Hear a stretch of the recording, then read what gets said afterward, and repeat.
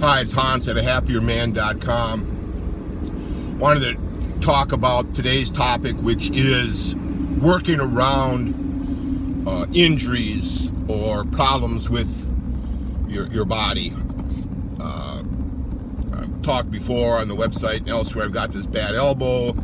I tweaked my knee. I hurt my neck last year. Yeah, I've had to work around a lot of injuries in the last few years. So here's a couple ways I've done that. So I had that bad elbow, and I hurt it over the 4th of July weekend just playing catch with some friends. So my elbow was feeling good before that in June, around the 4th of July, did the playing catch, and then my elbow was shot pretty much for all of July. I just couldn't, it really felt bad. I was really worried about it, but now it's getting better, of course, with rest. But I couldn't do a bench pressing, I couldn't do overhead pressing, I couldn't do anything for my back or my arms or anything that would pull on it, like deadlifts or shrugs or rack pulls. Everything felt terrible. So the only thing I could do was squats. So that's what I did in July. I did a lot of squatting. I got my squat back up, over 300 pounds for some reps. So I worked around the upper body injury by working my lower body more. So that's always a tip. Just if one part of you hurts, just keep doing a different part. Now, with all that squatting, at the end I finally kind of did my max, went over 300 pounds, and then stupidly did an extra set. I did a great first set, and actually I did a second set, and on the third set I kind of tweaked my left knee on my third rep of those below parallel starting strength style squats. So now, yeah, my knee was bothering me all of August. So now I had to get away from the lower body work in August and get back to the upper body work. But luckily my elbow was mostly feeling better, and I got back into that. So that's how I worked around that problem. Of course, I'm not taking my own advice always, because that one heavy set, I would have been great, right? I could have just kept making progress, squatting 2. But that's how I worked around that injury. In the past, I've had wrist. Sometimes I get my wrist strained. Well, I work around that by having, I wear wrist straps on my heavy pressing movements, bench presses, close grip bench presses, and shoulder presses. All the other exercises don't seem to stress my wrist like those do, and then I avoid heavy barbell curls. I focus on the dumbbells and not so heavy. That helps my wrists. So my wrists feel pretty good. For your elbows, what seems to help with my bad elbow is to not go so high reps. Focus a little bit more on the 3 to 5 range rather than going up. For whatever reason, that extra, those high reps, even if the weight is smaller, small enough to do those higher reps, it really takes a toll on a bad body part in the high reps. So I think you'll find gaining strength is better with a lower rep, in that 3 to 5. I talk about 3 because if you try for 2, that means you'll probably only get 1 when you're going up. If you're trying for 3, you'll probably get 2, right? If you're trying for 5, you might get 3 or 4. So that's why 3 is kind of the strength builder minimum, I think.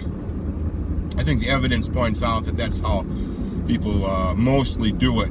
If you're always going 1, that's hard on the mind too, even though your mind is quite strong. But you're going to tend to tear things with excessive use of 1s. And 5 is good because, as starting strength would tell you, you can usually do those 5 before you start to huff and puff. And then when you're huffing and puffing and it's hard on your heart, that means you're probably susceptible to injury. So you want to avoid the high reps. That's another way to work around your problems. Don't go too high of reps And the other way, with the high reps, that's what usually causes the muscle soreness. If you do 12, 15 bench presses, your chest is going to get sore as heck. It may help you grow. There's no doubt that a lot of bodybuilders use those high reps to grow, but they're revolving their life around the lifting. Most of us have other things we have to do. I'm driving to work, for example. There's lots of things to do besides lift. You know, lifting is just a part of your life, not the whole life. But some of those guys, you know, the lifting is their life, so you can, you know, it doesn't matter. So you should really be not taking your advice from those types of guys if you have other things in your life. So you want to kind of model what you need to do based off what you can do with the time you have. You know, it's kind of a mistake that a lot of people make, is modeling their workouts after a male fitness model or a pro bodybuilder, and their life is looking good, so that's their livelihood. So they, of course, they can spend all day doing lifting and working out and eating properly and recovering. You know, mostly it's going to be about the recovery so you can do it again the next day. Well, most of us are going to be going to work and we're trying to recover, but we're working like working our tails off like beavers at work, and spending all day there, not taking naps and organizing our supplements and our proper meals all day. You know, you've got to work with what you have. So again, working around injuries. What else do I have? I've got something weird with my hand. It's the start of a disease called Dupuytren's disease, where your hands curl up. My dad had this. My uncles have this, where you eventually your hand goes like this. So yeah, I'm kind of worried about it. I'm going to be 54, and so far I can still use my hands, but it is different. So the other day I was deadlifting, and I had the most I've deadlifted in years. I did 345 for 3 reps. So I did my first rep, and that was fine. And the second rep, I could hardly hold on to the bar. So I had to put it down. I mean, I did the second rep and then put the weight down, and then kind of regathered myself. I stood up, kind of worked my hand, that bad hand again, trying to make sure I could grab it, and then did my third rep. So I'm very pleased with that third, to be able to do that, but I like to do them all kind of in a row, not taking that short break. But my hand was the limiting factor. So, you know, I might have to go and use straps for those deadlifts if this continues. Now I did have it all chalked up, but the owner of the gym was there that day, and I even asked him, hey, do you mind if I use chalk? And he said, no, that's fine, as long as you clean up after yourself. And then I, you know, kind of limited the amount of chalk because I was worried I would make a big mess. Chalk makes a big mess, but chalk is a way to help you grab onto the bar better. I'd say it's a tool, and those are all the tools to help you lift are the chalk, the straps for your pulling movements, your wrist straps for your wrist. Oh, the elbow sleeve. I got that bad elbow, so I have a elbow sleeve to give it some compression. I don't know if my elbow sleeve if it's on its last legs, because now for the year that I've had it, I could use it every workout and it didn't smell. But now every time I work up with it, it smells like crazy afterwards, so I gotta wash it all the time. So I don't know if that's a sign, but the elbow sleeve, that's a way. Knee sleeves. Now I haven't needed the knee sleeves, but I've been thinking about that. That's a way that you could give your knees some compression or some light wrapping. I wouldn't go overboard on the heavy wrapping, but some light wraps would be good on your knees. I might get a heavier duty elbow sleeve too. What else? Lifting pants when you're doing some deadlifts. I kind of wore shorts. It's very hot the other day when I was deadlifting, so I wore shorts. But you should really wear pants when you're doing the deadlifts, just so you don't drag that bar up your shins. I didn't do that, but maybe I subconsciously kept the bar a little too far away, because usually you should be able to drag it right up your shins, right on a thin workout pant material. Another lifting aid.